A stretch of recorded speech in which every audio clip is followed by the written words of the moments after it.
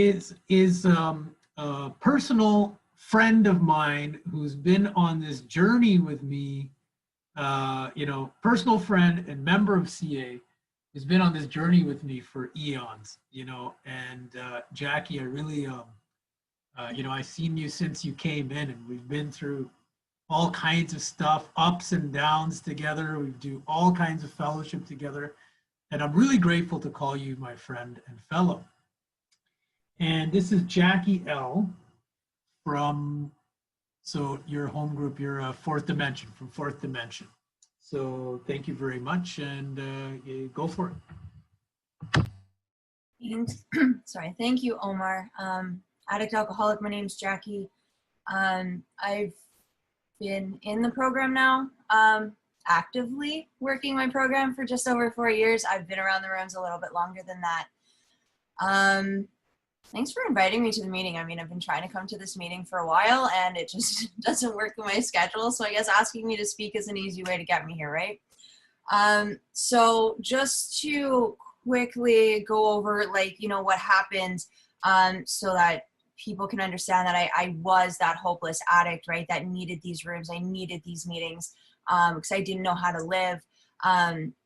You know, I had a good childhood, but I have this disease of perception where these things that happened to me, I would twist them into these big traumatic events. So I had all these traumas that happened. Alcohol is a big thing in my family. People like to drink. They like to have fun. That was very appealing to me at a young age. I'm the type of person that I substitute, right? I started with self-harm as my first addiction. Then it went to smoking pot every day, to drinking every weekend, to using, you know, men, spending money. My addiction will come out any way I let it. I have a big pattern of, you know, drinking all the time, and then people are complaining that, like, I'm not being a good person. So it's like, alcohol's the problem. If I just do drugs now for a little bit, I'll be okay.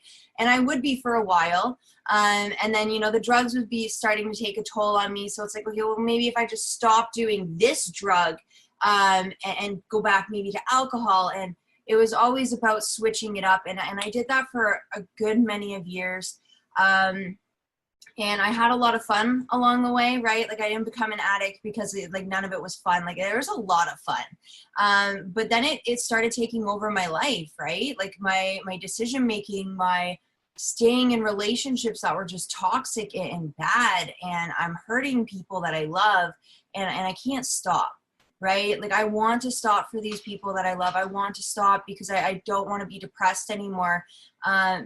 But when I stop, like, everything's just, it's so bad, right? And then plays in my head that, you know, the outside, like, oh, I'm depressed. So, like, let's go to the doctor, get pills and try therapy. But therapy doesn't work when you can't be honest with yourself, let alone a therapist, right? So I just was in these vicious circles for a very long time.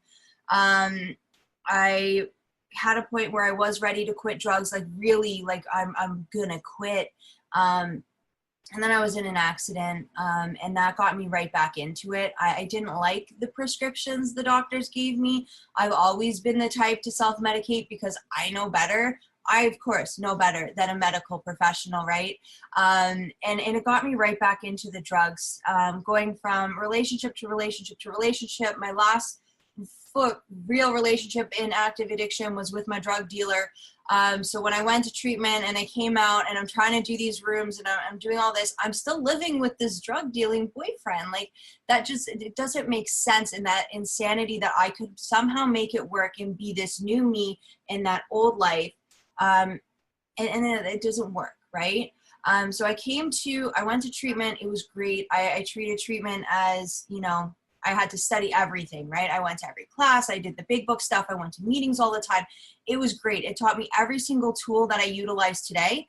I wasn't ready to use any of those tools when I got out, unfortunately. I needed to continue with my experience before I hit that point of real willingness, right? So I came out of treatment. I got into the rooms. I got the sponsor. I got the home group. I started doing the steps. Where I fell short was with God, right? I don't like the God word. The God word is right there in our steps, and I didn't want anything to do with it. So I would easily admit step one, right? I'm completely powerless over drugs, alcohol, everything else. My life is completely unmanageable. I'm unemployable. I'm losing relationships. My family's starting to cut me out. And I'm alone, right? So like step one, like that's a solid step. Like, okay, on to the next one. But now it's like a power greater than myself. Okay, well, maybe there's a power in this world, like in this universe. There's a spirit of the universe or something, but I don't think it can work in my life. Right. And now turning my will and my life over, first of all, I don't have any idea what that means. And I didn't want to ask questions because that step has God in it. And I didn't want to pray. I didn't want to be one of those people where like, oh, God saved my life. And I am one of those people now. Right. And I'm grateful for that. By the grace of God, I'm still here.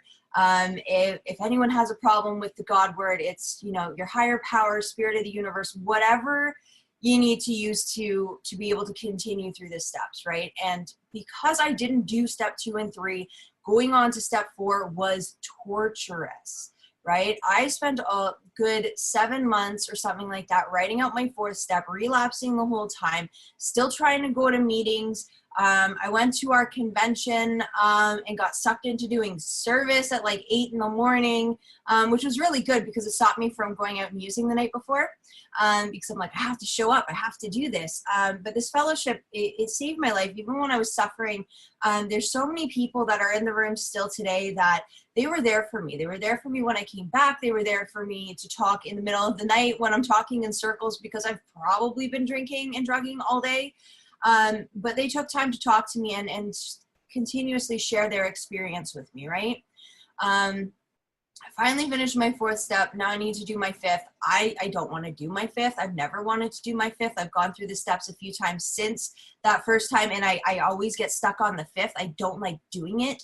And in the first time, it's scary because I don't know what I'm going to get out of it. And my sponsor wanted me to do it with someone that was ordained, and I didn't want to make those phone calls, so I actually went out. And then I just fully disappeared. I was living with my parents at the time. I'm telling them I'm going to meetings, but I'm going to the liquor store. I'm sitting in my car in the parking lot of Tim Hortons, listening to Nikki Six, who is a recovered individual as well. And he's planting seeds. And I'm destroying my life, right? It got to a point where it was June 6th and I was done. Right? I was done. I didn't want to live this way anymore. I don't know what to do with myself. And I don't know. It was that night at some point, like 4 a.m, that I was just like, I don't want the pain. I don't want to live like this. I need something. Right. And I started reaching out. I never reached out before to people in this program. And I reached out and almost everyone by like 9 a.m. had gotten back to me. It would take a couple more weeks, but I got back with my sponsor. We started doing step work. It would be a couple more weeks before I actually, was really ready. I woke up, I remember waking up on June 20th, 2016, after drinking a bunch of red wine, and I hate red wine, and the hangover off of that is brutal, and it's disgusting. I hated myself. I hated what I was doing, and I couldn't stop. And I decided that if I put all the effort that I'm putting into the lies about this drinking and the using into my recovery, maybe it could work for me, right? So I sat down with my sponsor. I will do step 3 every single day at this point, right? Because I just want the pain to stop, and you tell me what to do and I will do it. And then, so we did that. And then the step 5 comes up again, right? And call these people that are ordained. I was willing. I called them both. They were both on vacation together, and I'm going to die, right? So I called my sponsor back, and I'm like, you have to hear my 5th step because I'm going to die. And I did, or she did, and I had an experience. Something changed after step 5 for me. I continued on with the rest of the steps, obviously, but it was that step 5 experience. Something just, there was such a weight lifted, and I could start to feel again. Going on my 6 and 7, a lot of time spent with God, a lot of prayers written out, a lot of quality time with this power that I didn't quite understand yet at the time. And even now, like I have a working knowledge of what this power is, and I have this relationship with this power, but I can't fully define it.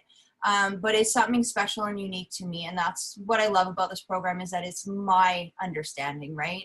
And my understanding doesn't have to be the same as your understanding because it's unique to me. Making amends is never fun. I've had some really good outcomes from amends, but I'm also the type of person that likes to drag their heels through this program. Even 4 years into it, I'm still going through that amends list, but I'm actively working on it now, which is something I wasn't doing before. I am picking out, I put them all on cue cards. I pick a card out, whether I want to do it or not, I'm doing it or I'm trying to do it. And there's a freedom in that. And I'm starting to notice that because my recovery is good and my life is good, but because I haven't done all those amends, it could be better. And someone pointed that out to me exactly like that way. And I'm just like, okay, well, you're right. Like I need to do that.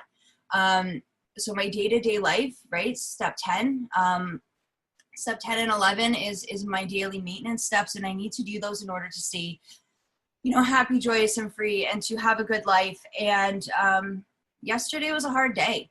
It started out as the excuse of needing self-care and spending 6 hours on the couch.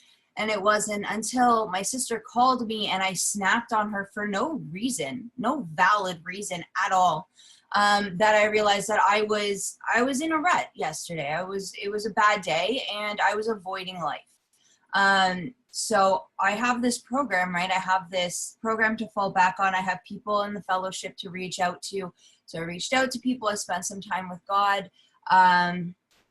Did some stuff for myself that was actual self-care, went to the gym. I had plans last night that I made like weeks and weeks ago. So I made sure I went to those and got out of myself and was there for other people.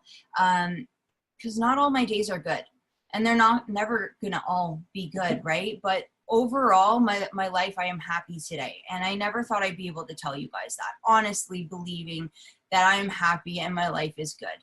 Right? This is coming from someone that was depressed for as long as I can remember, my first time I tried to take my own life, I was 13. I never thought I'd be happy and want to live and look forward to life. And that's what this program has given me.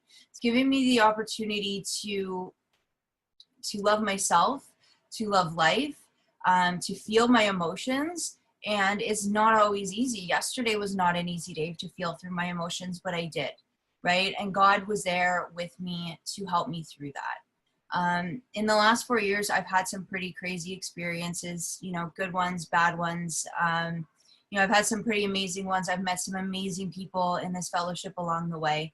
And I love everyone dearly. I can't wait for, the world to get back to more of a normal state so we can start doing like our conventions and all of that sort of stuff, because the connection that we have, right before the world shut down, I was blessed to be able to go to the ANRC the weekend right before everything shut down. And that was just such a magical weekend.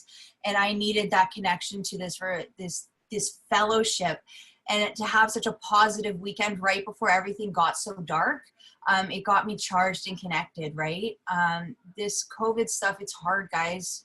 We're dying. We're losing people at an alarming rate. So if you are struggling, reach out. Don't go through this alone. It's hard. Isolation's not easy for completely healthy people.